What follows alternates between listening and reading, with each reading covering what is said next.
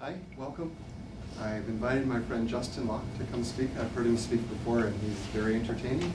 He's an accomplished musician, composer, author, and speaker. I hope you enjoy.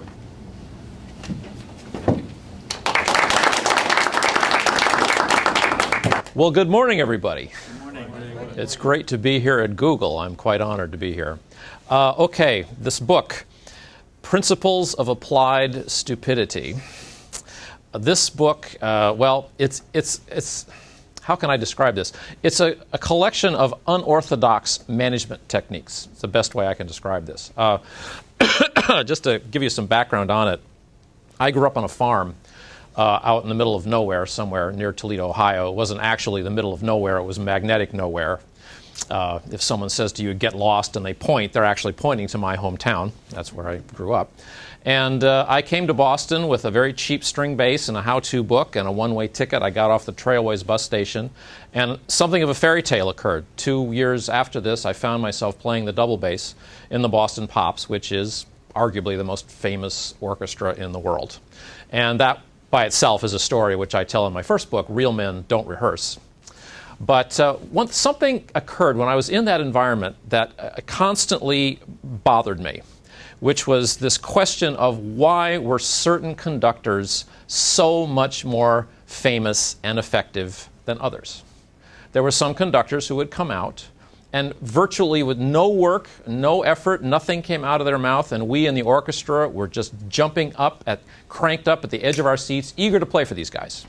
And there'd be other conductors who are highly skilled, very talented, very good looking, had everything you would want in a conductor, and we just couldn't get excited about these people at all. In fact, we actually kind of resented them and got perfunctory with them. And I was always curious as to why this was. And I spent an awful lot of time analyzing this, and I'm just going to tell you a story about working with one guy. You're all too young to remember him. His name was Arthur Fiedler.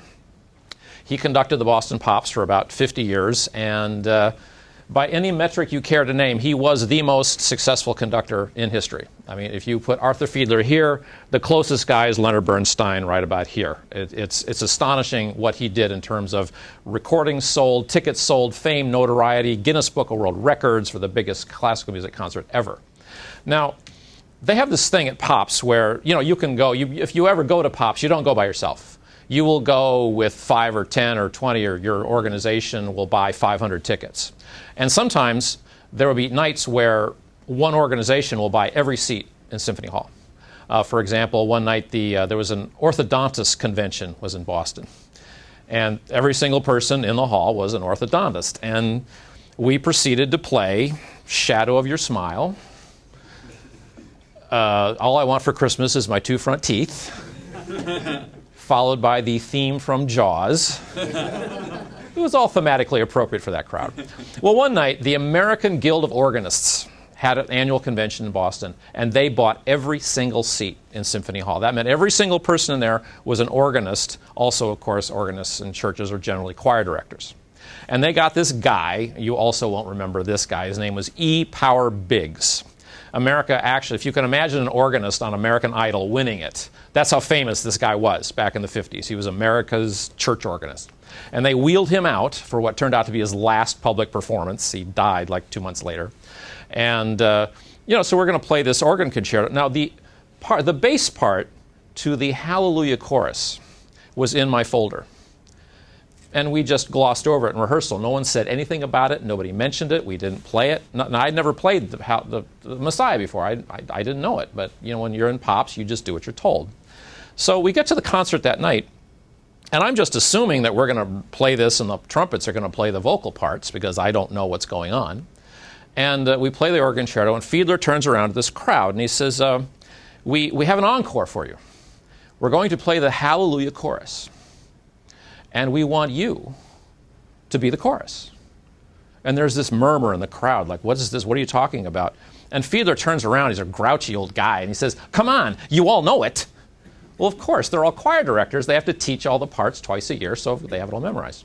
So try to get the situation here. You've got Symphony Hall, arguably one of the finest acoustic spaces in the world. You've got E. Power Biggs, at the time the most famous organist in the world. You've got the Boston Pops Orchestra, the most famous orchestra in the world, Arthur Fiedler, definitely the most famous conductor in the world, and 2,000 professional singers that have been drinking for the last hour and a half.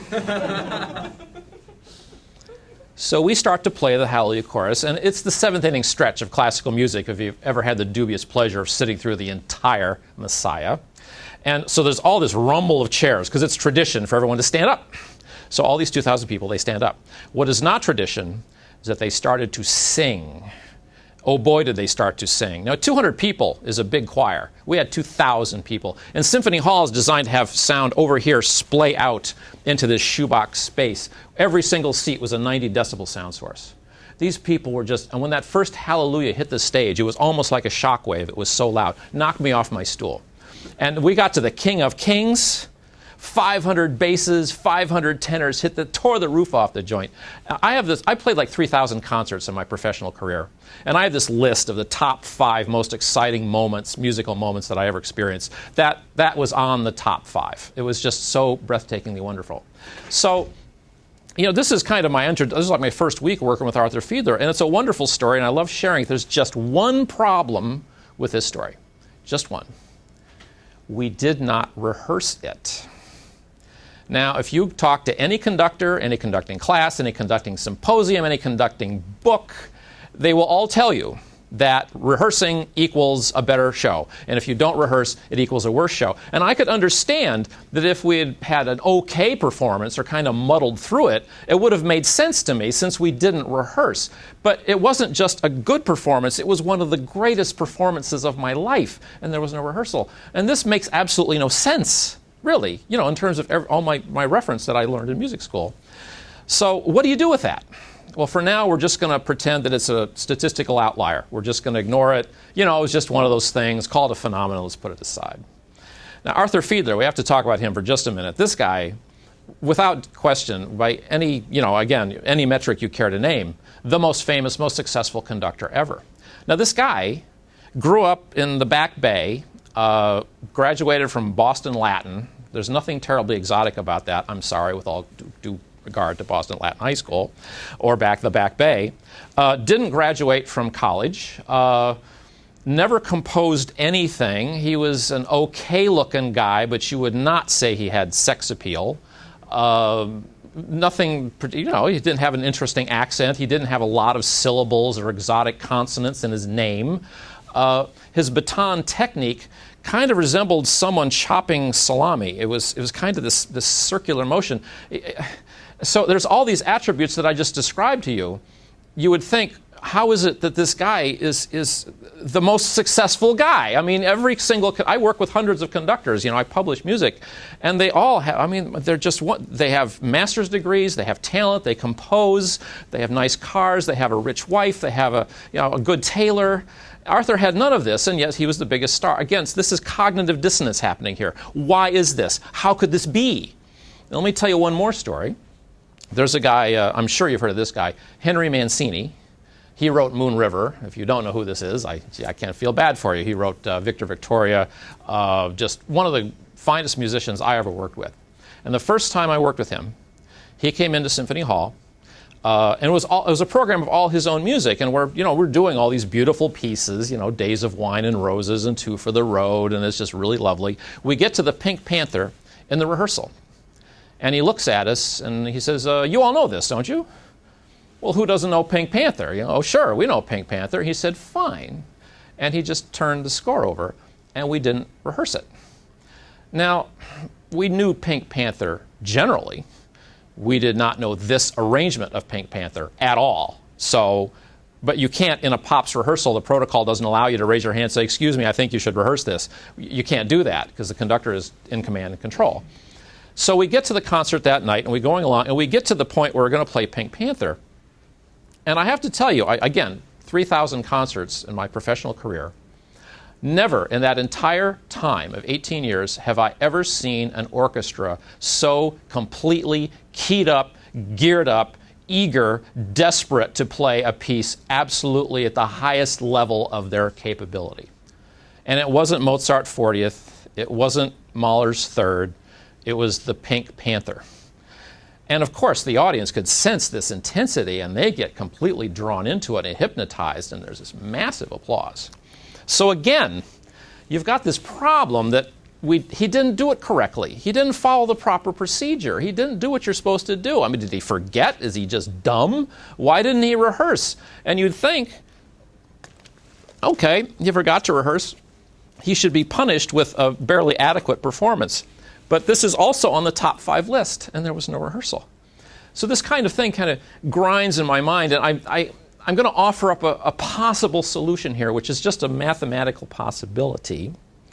But I would like you to consider the possibility that maybe Arthur wasn't so successful and those concerts weren't so wonderful, not in spite of the lack of rehearsal, or not in spite of the apparent incompetence, but because of it. Now, this is a big step here, but I think I can explain how this works by telling you yet another story. Years ago, the Royal Ballet of London, England, very, very she ballet outfit, comes to Boston on an international tour. And as is customary, they hired a freelance orchestra to come and play in the pit. And I was the principal bass player for this 1-week run of this thing. About 50 people in the pit of the Wang Center. So conductor comes out, and they have their own conductor with them, of course, and we do the first rehearsal, and we have lunch, we come back, and at the beginning of the second rehearsal, this guy comes out, and he says something very, very strange. He says, he kind of looks around, like it's the boss in earshot, and then he says, I have a terrible confession to make. And who doesn't love a terrible confession, right? So of course, a dead silence, so do tell. And he says this, and his straight face says, I'm tone deaf. And we were so confused, and then we just burst out laughing, he would say that. And then he says, he says, but if you play in the wrong place, I can hear that. I can tell if you play in the wrong place, so don't play in the wrong place.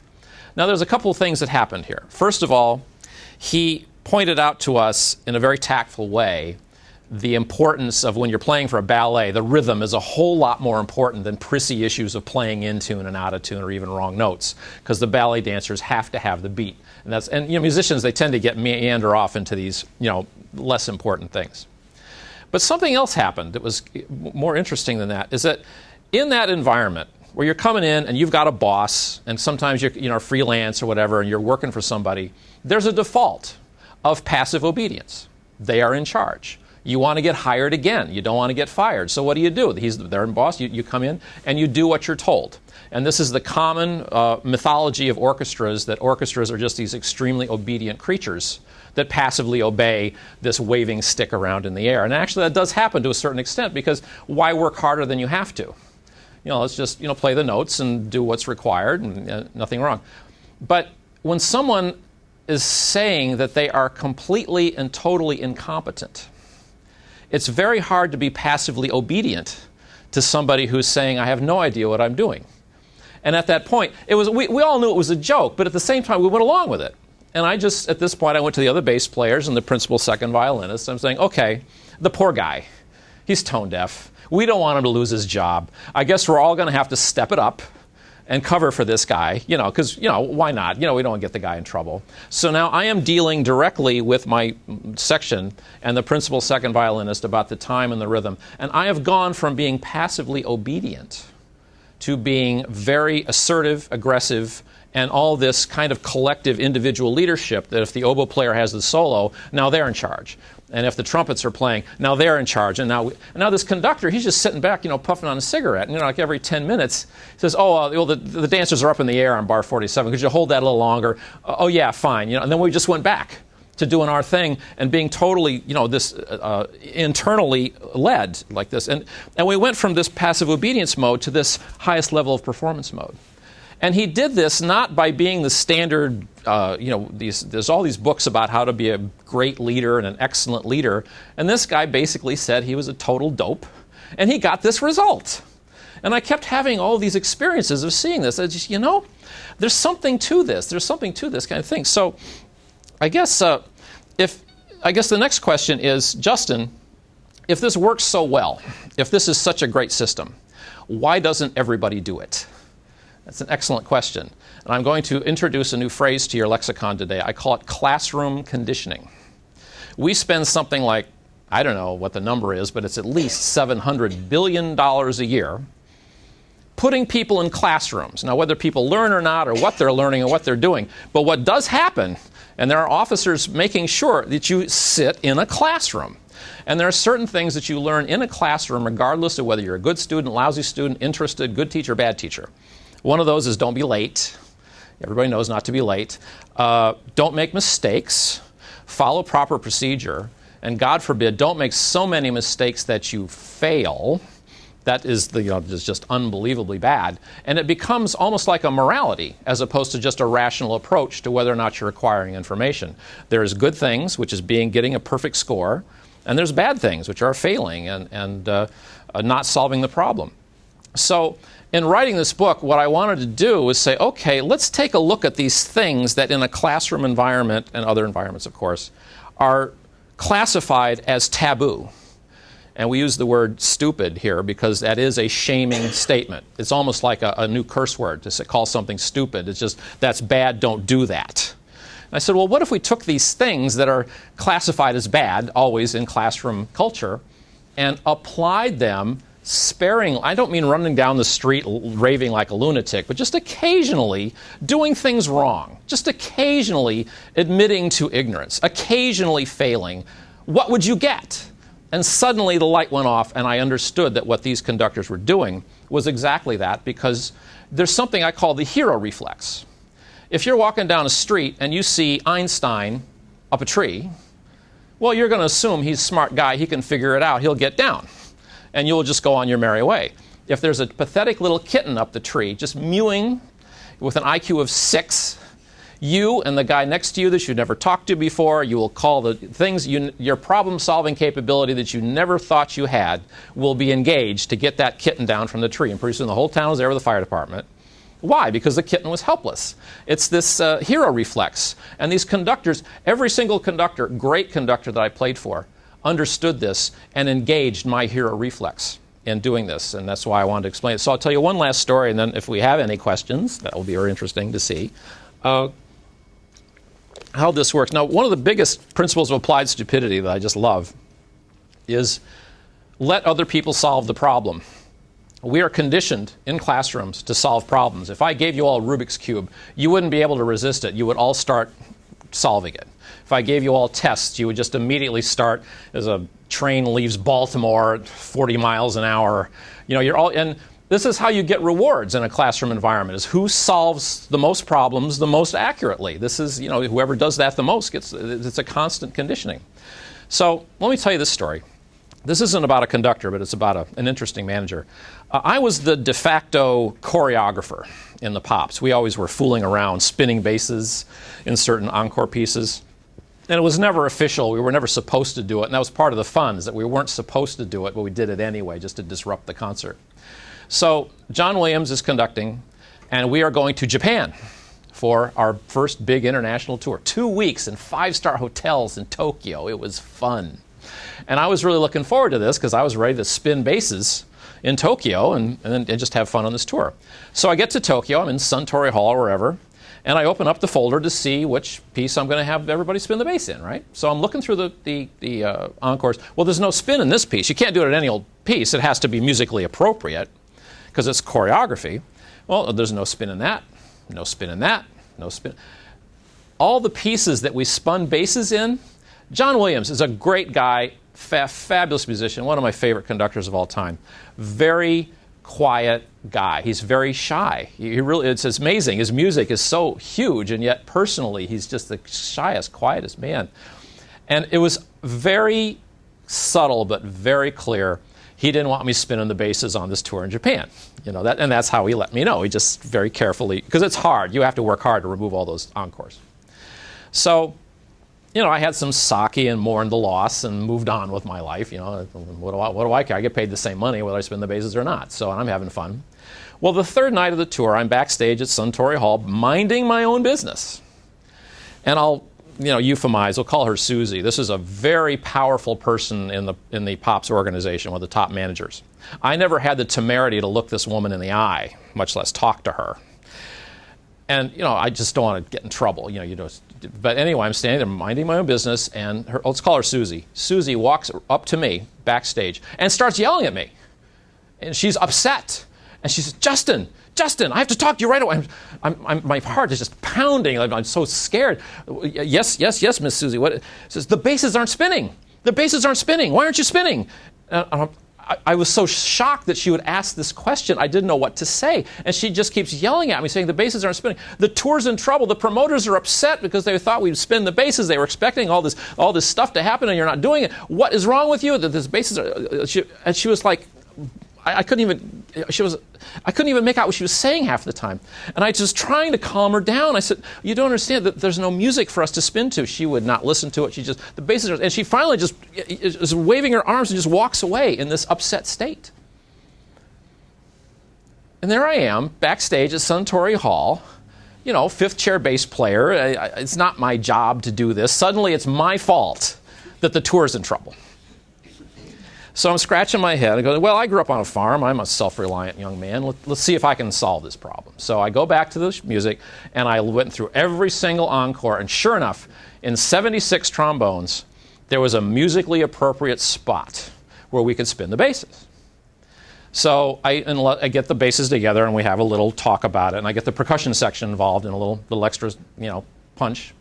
And we're doing the concert, and we're going along. Now, in Japan...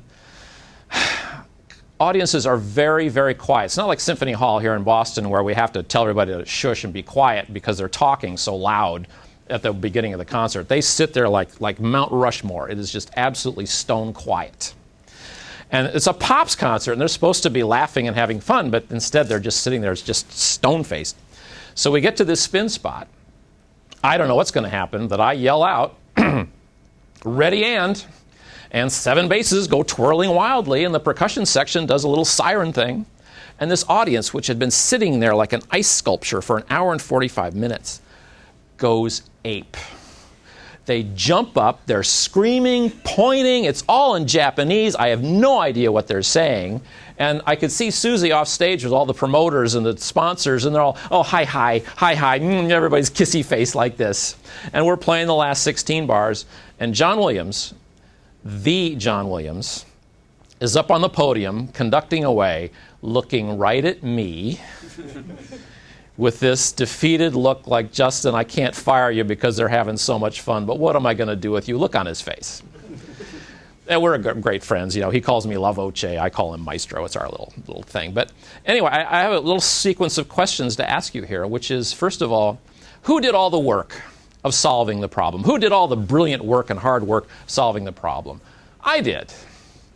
Who took all the risk of the solution proffered not working? I did. Who took all the heat from management that didn't like the solution? I did. Who got all the credit for the solution that I came up with?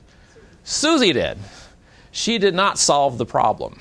And for years, I walked around thinking I was so smart because how is this woman who has no brains, who can't solve a simple problem, how is it that she's making all this money in this wonderful position, and here I'm such a brilliant guy, and I'm getting nothing, and I got no job security. I finally figured out, it took me 20 years to realize, she was a whole lot smarter than me. She was using a principle of applied stupidity.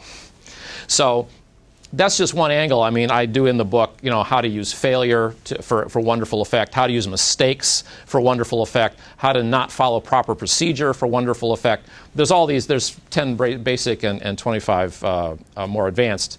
And just to sort of wind it up here, one of the main principles in the book is what I call, it's number 5, which is fear of looking stupid is an enormous force. The fear of looking stupid, which is really the fear of feeling vulnerable, of being embarrassed, it has nothing to do with IQ, is constantly used in our culture. And it's actually, that fear is magnified constantly by all kinds of ads. We have smart money, we have smart banking, we have smart cars. What does that mean? It's all about smart things are things, that's a good thing. You should get that. All your neighbors will admire you because it's smart. But you can't really you can't codify anything specific about that. And anything that's stupid, that's really just something that you disapprove of. And so there's this fear that's kind of lurking out there. And, for me, I learned a lot of fear of failure. Even though I was an A student in school, I was terribly afraid of getting an F. I was terrified of it. And I'm having an awful lot of fun now being a speaker and an author. I always wanted to do this. And I could have started 20 years ago because I certainly knew how to write and I certainly knew how to talk. But I was afraid of failing at it.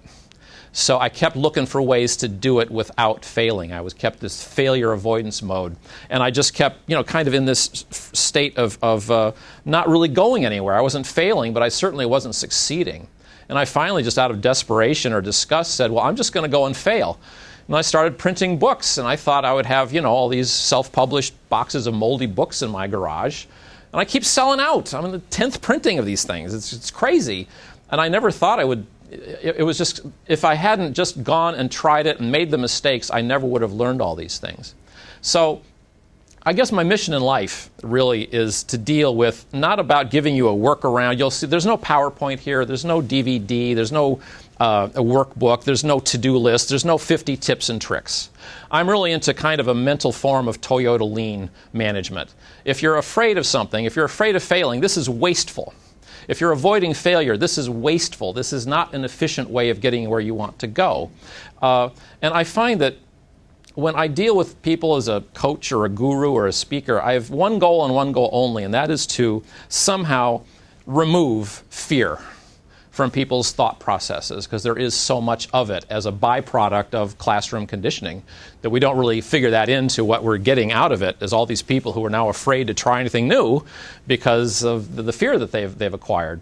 So I found that when I remove fear from someone or myself, what remains is consistently wonderful. It's never expected, and that's what these top conductors did. They removed my fear of, I might get fired, or gee, am I going to get laughed at for presenting my most intense, emotional, vulnerable self to the audience. I'm afraid of that, for good reason. I don't want to be embarrassed. But the top conductors made it impossible to do anything else but that. And all the also-rans did the exact opposite. They made me very protective. And so my one big message for you today is number 10, principle number 10, embrace your inner idiot. And you can do this very easily by using the principles of applied stupidity. And I want to thank Alex for inviting me over here today. This has been really great to be here. Now at this point, I'm going to try and use some principles of applied stupidity. I'm in an extremely vulnerable position right now. I'm in a desperate state because if I say, are there any questions, and no hands go up, it's going to look really bad. So I'm hoping, and this is actually, you can use a principle of applied stupidity yourself. If one of you raises a hand and asks a really dumb question, everyone else in the room is going to say, oh, well, I was too embarrassed to ask a question, but I have such a better question than that. So I'm hoping one of you will just have the guts to ask a really awful question, and then hopefully that will kickstart the rest of it. Do you have questions for me today? Yes, sir. I was wondering, sometimes I wonder about practice effects and that, in many ways. Practice effects? You need, like, people practicing too much. Oh, in music, you mean? In music, but I think even in business, and a lot of times I feel like, people perform better when they're taken out of their comfort zone, right? Because it kind of makes them wake up, pay attention, and be kind of more alive and more focused on what they're doing when they're not. That's absolutely true. I mean, you're talking, who was mentioning, I'll just repeat it for the microphone, is that people who practice too much. We have a saying at Symphony Hall, which is, don't wear it out, save it for the show. First time I played with the Boston Symphony, it was Shostakovich's 10th Symphony. I had never seen it or heard it before, and they called me at 10:15 for a 10 o'clock rehearsal. And there I am trying to play this piece, so I came back between rehearsal and show, I'm practicing. And the stage manager poked his nose out of the door, and he says, don't wear it out, save it for the show. I never forgot that. I had a client who, at a big company, will remain nameless. They had all these engineers, and I said to the HR person, what is your biggest problem? Here. And they said, our biggest problem is the engineers can't bear the thought of making a mistake. So they spend 3 times as much time doing stuff because they can't bear the thought of having an error and everyone else pointing at them and saying, oh, you made a mistake. And you're much better off and definitely in the music world, in the amateur realm, people just rehearse and rehearse and rehearse into the ground. And the better conductors, Bernard Haitink is classic for this. He lets everybody go an hour early. because everybody likes that. Because now they play better because they like him. So I'm just reinforcing you absolutely. Yes, Jared, back here. I think that makes sense, and I feel like when I do business presentation, that's true. But is it true with for kids that that are new at something? It's because you guys are all skilled. Like when you use the Boston Orchestra and stuff, that's like a skilled group of people that have already reached a certain level that can get away with not practicing. Do you know what I mean? Yes, I understand your question. It has to be reached before that, philosophy can be. Well, I'm always afraid that someone's going to ask me that question because it's a really good one. Because I have kids and they never want to practice. They never want to practice, of course. Well, I'll tell you, what happened to me was that I was 19 years old and the phone rang and the Boston Pops was kind of desperate and they hired me. And I was not really ready to play in a major orchestra. So I went in and they don't slow down for you. In that my first rehearsal with Beethoven's Fifth with them, it was da da da da da da da da. That's fine. See you tonight. What? Excuse me? But we hired you. You must know it. And there's this constant expectation that you must know this. And they put you in a position where you're going to be embarrassed tonight. But we're assuming that you can do this. We're trusting you. And when people, I did an article on this called The Power of Trust. When people just say, I guess when Leonard Bernstein is conducting you, he's got this aura of saying, I'm sorry, your first name is? Further. Oh, great. Could be Dave or Bob. Okay.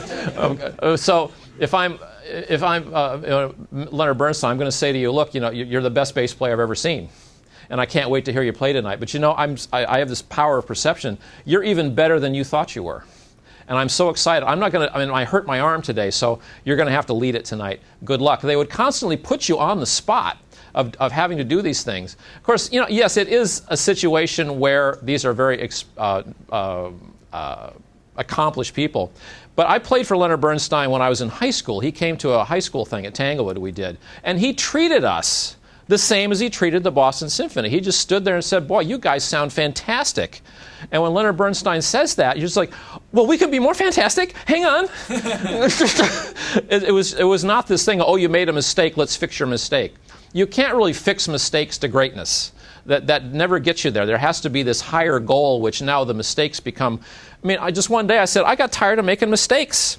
I did, and I went home and I practiced 8 hours a day. I was insane. I just start at midnight and go till dawn. I was crazy. Believe me, that's another story. But I practiced scales and arpeggios 8 hours a day, and at the end of that, I knew where B flat was. I never had to guess or pray again. I knew where B flat was, and it just wasn't a thing. But I had to get that motivation going first, and without that, then if they don't really want to do it, then you're kind of swimming upstream. But that's an excellent question. I hope I tried to address it. But it depends on the dynamic of the group and the interest. So, yes, sir.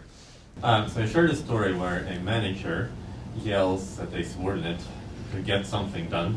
Yes. The subordinate gets something done. What's stupid about that? Well, let's see. What is stupid about that? I'm not sure I understand your question. You mean what is wrong with it? Or what is... Well, you're claiming that she's somehow stupid. She may not know how to do it, but does she have to? She's in a position where she manages stuff. Well, so often what would happen is we would manage in my world, you'd get people who, if she had come to me and said, Justin, we have this problem, and I have a solution for it, and here's the solution, I want you to execute this tonight. Since I did not own that solution, because I didn't come up with it myself, we have to do it with gusto, otherwise it doesn't work. And if I'm doing it, that would have put me into passive obedience mode of executing Susie's solution. Susie said to do this. Okay, what's the bare minimum we have to do to make Susie, not dissatisfied? And you always get up to just that level, that kind of thing, as opposed to there's no net. So now you have to really pay attention because now it's my solution, and in that environment. It's kind of like when you get on a plane and you decide you want to get the in-flight magazine and do the crossword puzzle, and someone else has already done it. It's not rational to be unhappy about this because the problem has been solved. But people like to solve problems. So I guess the point is, my angle on this is if you see a problem, People like to solve problems. That's a pre-existing energy to tap into, as opposed to just demanding that they solve the problem. Understand that they want to solve the problem. They're eager to solve it. And if you look there, now they have a chance to be a hero because you tried to solve it and couldn't. Now they get to show off how smart they are. These are subtle little games, mind games that you're playing here. That's really the point of the idea, that you get into this realm of doing that secretly. So, but that's the best I can answer that question. I hope that was good enough. More questions, I hope? One more? Going? Yes? Go ahead.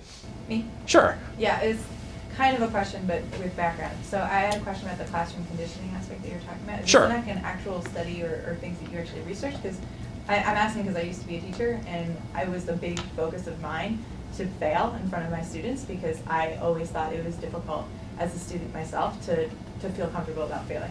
So every day in New York City you have to do like a do now.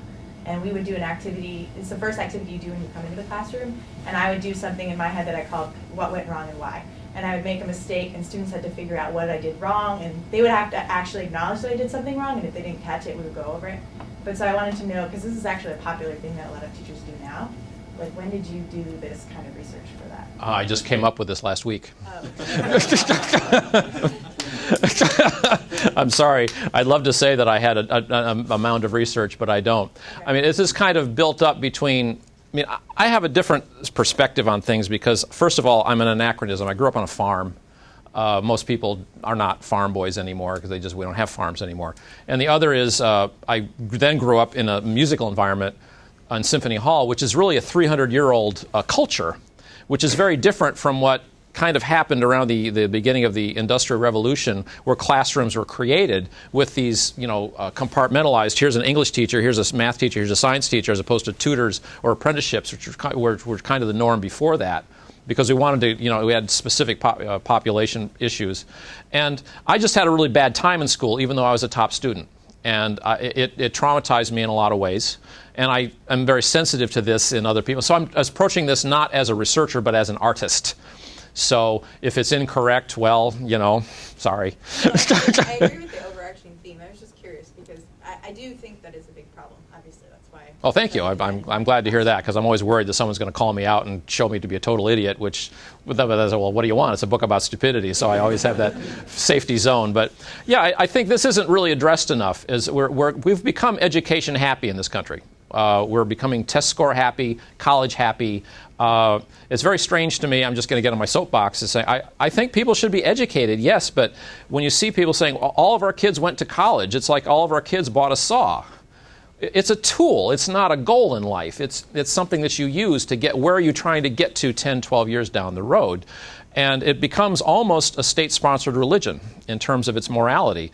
I discovered this. I wrote a play. It was called Peter versus the Wolf. And one of the lines in the show with the judge of this trial uses the word irregardless. And people cringe when they hear this word.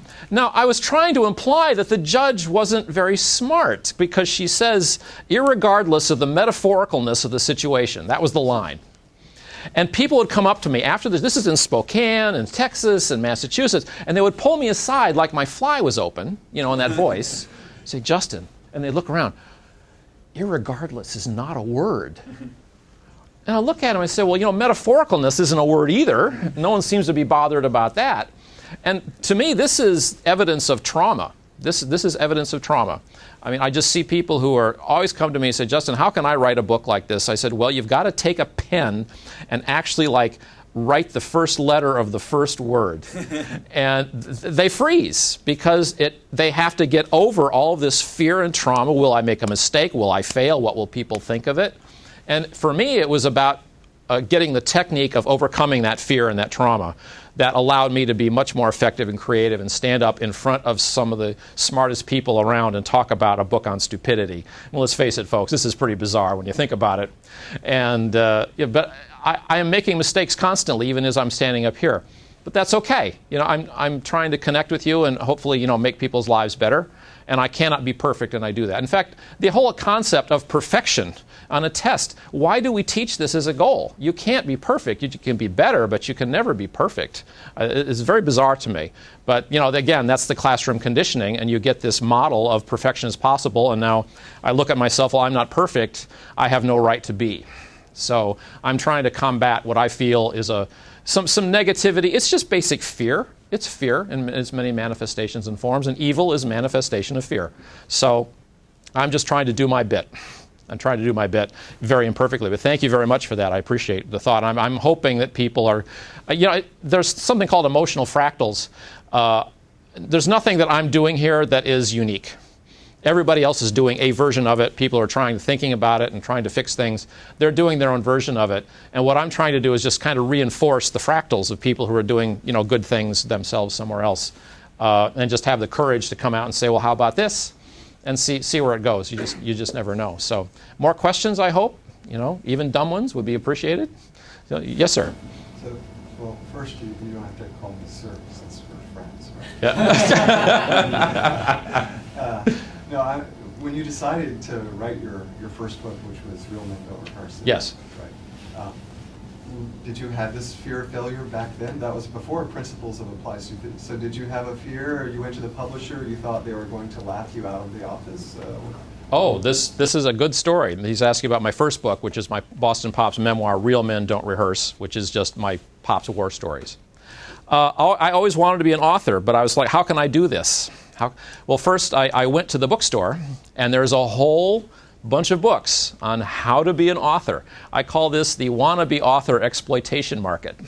And they have all these books on how to write a book, and they're all $25, and I paid it happily. And then there's books that have every single literary agent in the world is listed in these books, and all these instructions about how to write a query letter to get published. And I had this vision of a house in a nice little town in Vermont with a white picket fence, and I was going to have a little office in there, and I was just going to get royalty checks every 2 weeks of $100,000 a pop, and I was going to live like this glorious, this was my dream. And so, well, how do I do this? Well, of course, I followed the instructions in these books, not realizing that I was going to look exactly like the 2 million other people who were following these instructions, sending the exact same query letter to the exact same 400 literary agents. I spent $400 on stamps. And I didn't even write Real Men Don't Rehearse. Was not my first book. I wrote a relationship book. I wrote a cookbook. What else did I write? I wrote a giant Hallmark card. It was like chicken soup for the soul, because I was imitating what I saw other people succeeding at, as opposed to being myself, which is Justin Locke, who's a snarky ex-bass player with a lot of good stories. Who would want to buy that? And finally, I got fired from score reading, and I said at that point, that's a long story. I worked on the TV shows of Pops, and at that point I said, oh, well, I can't lose any money by writing my scandalous, salacious memoir of playing for the Pops. And it was really therapy to just sit down and write all these funny stories of, backstage concert disasters. And I submitted this to about 50 literary agents or so. Every single one of them says, Justin, this is a very funny book. Who wants to read a book about a bass player? Don't see a market for it. And I said, well, how about all the other bass players? And they just looked at me funny at that point. And I kept getting the same response. I said, somebody's going to buy this. I'm just going to give it a shot. And I pulled out my credit card and went to a guy who did like wedding invitations down in Lakeville, Massachusetts, and he printed up my book, 300 copies. I gave it to a friend of mine who gave it to Paul Sullivan, who was the host of the WBZ CBS radio show. He loved it, and he wanted to promote the 4th of July, pop show, so he invited me down to WBZ to be on for 10 minutes on national radio. This is my first 2 months after self-publishing my first book. And well, the other guests didn't show up, and I was an hour early because I didn't want to be late, and he brings me in. I start talking about the switchboard lights up because everybody wants to tell their Arthur Fiedler story. They all wanted to reminisce about Arthur Fiedler. I was live, coast to coast, for 2 hours talking about Real Men Don't Rehearse. And it just, here I had all these other books that were not me. I wasn't being myself. I was imitating to be safe, because I didn't want to be rejected. I didn't want to fail. When I actually put my true self out for people to, because I was horrified by the idea of printing a book and handing it to you and say, would you like to buy my book, please, sir? And if you said no, I would just fall into a puddle of shame and self-doubt and self-loathing. I was completely locked up by it. I was paralyzed by it. And finally, one day I just said, the hell with everything. I'm going to publish it anyway. And lo and behold, it just worked. And my whole bass playing career worked like that. I just kept falling into things. I mean, Principles, I ran into Mary Richardson at Planet Fitness one day, and I knew her vaguely from Channel 5. Justin, what are you up to? I just wrote a book called Principles of Applied Stupidity. 2 weeks later, I was on Chronicle. They did a whole show about me.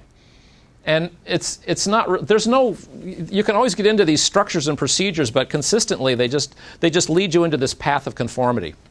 And I find if you just go out and say, well, here I am, I'm imperfect, I'm doing my best shot, people warm to that. People recognize their own vulnerability and their own isolation with that. And this is what Arthur Fiedler did. This guy, I mean, he liked to go to fires. You know, he would chase around and look at buildings burning. You know, he just loved that.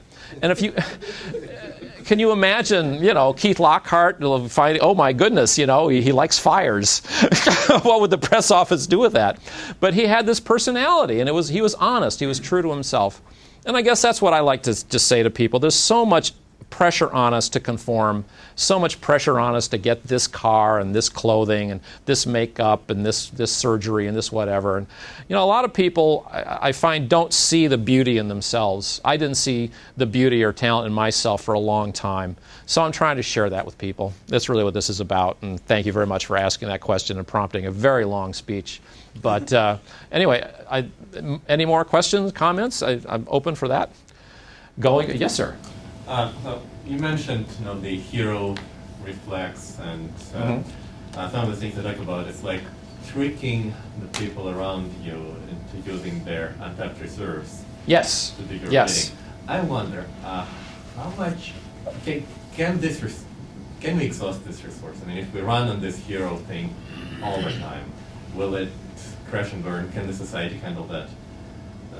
A big question. That's a very good question. Would we crash and burn? I don't know. I mean, it was something that I just encountered this on a daily basis at the Boston Symphony and Boston Pops. This is how they operated.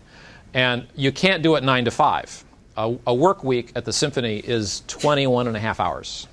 And you are completely burned out from those 21. Because when you're in a rehearsal or performance with them, you're absolutely at your highest level, and you have to go home and sleep. There was actually a study recently about music students that the better ones actually slept more and practiced less because they were very intense when they practiced, and I do subscribe to that. It always surprises me. I've never had a 9 to 5 job, so I have difficulty relating to how do you work intensely from 9 to 5. I don't think you can. So would you rather, it might be better to just say, okay, we're going to have these, what we call services. We had a service week. We had 8 or 9 service weeks. And you could have, you know, 5 concerts and 4 shows, or 5 rehearsals and 4 shows, or 3 rehearsals and 6 shows, however you wanted to do it. But that's kind of how you manage the resource. I mean, it's a resource like any other. It's not infinite. So how do you manage that? I don't know. I mean, if it was an orchestra, I could tell you how to do it. But otherwise, I'm just, you know, sharing the orchestra culture. So, but thank you for that question. It's a really good one. Boy, you guys ask good questions. You're so smart. Yes, go ahead. Don't say the word smart. No, it's funny because those are the 2 words I didn't allow in my classroom: smart and stupid. Very interesting. Very interesting. It is Because like smart is like a fixed thing. If you tell a kid it's a fixed amount of something, they don't work harder to be more intelligent. Well, this is true. I actually suffered from that, being the A student all the time. When I got out of school, I was completely unprepared for life. The first time I sat down to do my taxes, I thought it would be like the SATs, you know. Okay, I'll just answer all the questions. Non-farm income? What is that, sir? You know, April 14th, I had quite a meltdown that day trying to do that. I was much better off. I think the kids who failed a lot in school were much better prepared for life than I was when I got out of school. I went through a lot of failure training. And I said, oh, okay, how do you recover from this? How do you do that? So, yeah, it is a big topic. You know, what is smart? What is stupid? And it is traumatizing. And I'm just trying to open that discussion for folks and realize that if you've been told, you know, when I first wrote the book, some people that I think are very smart on my personal board of directors got very upset with me because they had issues with the word stupid. And you will find there are people who just, I mean, they were told they were stupid when they were 10 years old by somebody. And now it's like an unlanced boil. There are emotional issues like this lurking all the time. And what these top conductors did is they always went around that instead of trying to go through it. And, you know, if you have to read the book, I guess, to get all the little techniques that I have for using that and making mistakes at just the right point and everything else. So, anyway. One more, going. Ladies and gentlemen, Alex, Shannon, and Google, thank you for giving me this platform to speak. I really appreciate it, and thank you all for coming and staying and asking such wonderful questions. It's great to be here. Thank you.